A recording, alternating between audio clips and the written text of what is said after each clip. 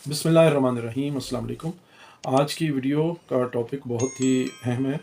क्योंकि ये हर दावे में जो है वो इसका तज़किरा होता है। मेरी मुराद है लिस्ट ऑफ विटनेसेस, या उर्दू में इसे कहेंगे फ़हरिस्त गवाहान।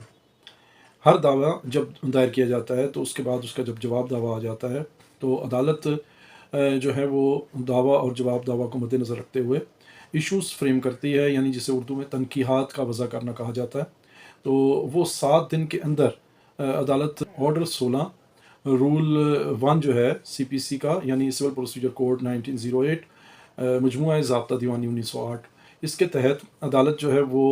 कहती है कि 7 दिन के अंदर अंदर आप अपने लिस्ट ऑफ विटनेसेस को अदालत में दाखिल करें, ताकि अदालत को पता चल सके कि आपके कौन कौन से गवाह हैं और वो क्या बात अदालत में आकर बयान करेंगे। अच्छा, ऐसा अक्सर होता है कि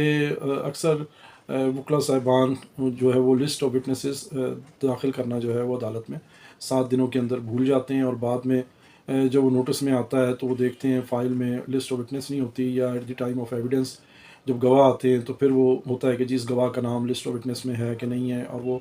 चीज़ें जो है बाद में बहुत ज़्यादा फिर वो कंट्रोवर्शियल मामला हो जाता है, और फिर वो अक्सर दरख्वास्त दी जाती है। इस हवाले से सुप्रीम कोर्ट ऑफ पाकिस्तान ने बड़ी एक लैंडमार्क जजमेंट जो है वो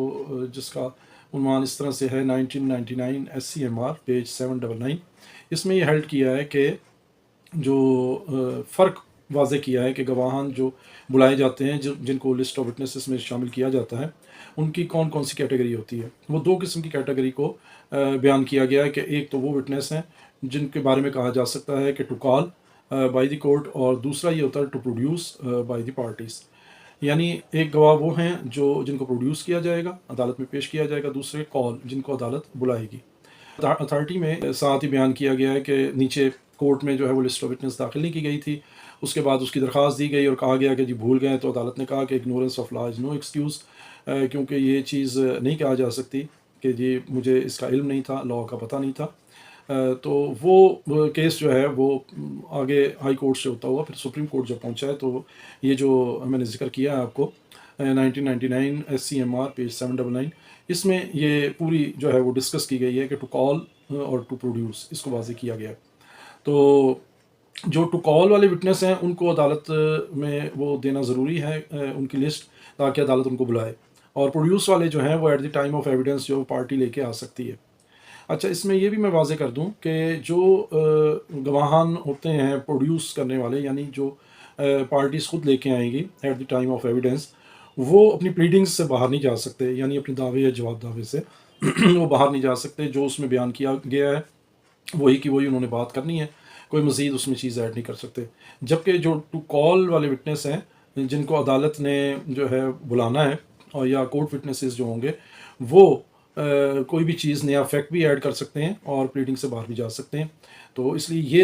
एक जो है ना गवाहान में ये एक फ़र्क होता है जो टू कॉल और टू प्रोड्यूस वाले में। अच्छा, इस अथॉरिटी में जो है वो अदालत ने ये वाज़ेह कर दिया कि सिर्फ जो है वो ये नहीं कहा जा सकता कि जी मुझे याद नहीं था। अदालत ने इसमें इजाज़त तो नहीं दी थी नीचे, और दरख्वास्त खारिज हुई, उसके बाद उसकी रिवीजन भी खारिज हुई, उसके बाद हाई कोर्ट से भी उसकी जो है वो पटिशन खारिज हुई, और उसके बाद सुप्रीम कोर्ट में जब ये मामला आया तो अदालत ने फिर इसको मामले को वजाहत से बयान किया और कहा कि ऐसे गवाहान जो पार्टी ने पेश करने होते हैं उनकी लिस्ट देना अदालत में ज़रूरी नहीं है। बहुत सारी इसमें अथॉरिटीज़ हैं जिसमें ये मतलब मुख्तसर मैं अर्ज़ कर रहा हूँ, उन अथॉरिटीज़ का मैं आपको जो है वो नोट करवा देता हूँ। 2020 SCMR पेज 2155। अच्छा, उसके बाद है 2018 CLC Karachi page 1334, 2023 YLR page जो है वो 37 Lahore, 1999 SCMR 799 page, PLD 1980 Lahore page जो है वो 495, PLD 2003 सुप्रीम कोर्ट पेज जो है वो 849, और PLD 2013 सुप्रीम कोर्ट पेज जो है वो 255। इन सब अथॉरिटीज़ में ये करार दिया गया है कि अगर 7 दिनों के अंदर जो है वो लिस्ट ऑफ विटनेसेस दाखिल नहीं की जा सके और वो दाखिल करना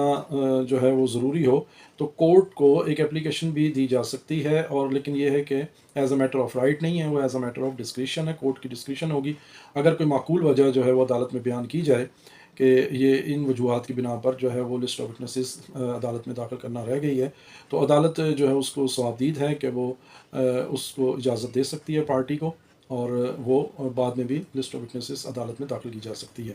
لیکن اس کے لیے معقول وجہ بتانا ضروری ہے۔ امید ہے آپ کے علم میں اضافہ ہوا ہوگا اور یہ معلومات آپ کے لیے مفید ثابت ہوں گی۔ اپنے دوستوں کے ساتھ بھی انہیں شیئر کیجیے، اس ویڈیو کو لائک کیجیے، اس پہ کمنٹس کیجیے، اور اسے اپنے دوستوں تک جو ہے وہ شیئر کر کے آگے پہنچائیے۔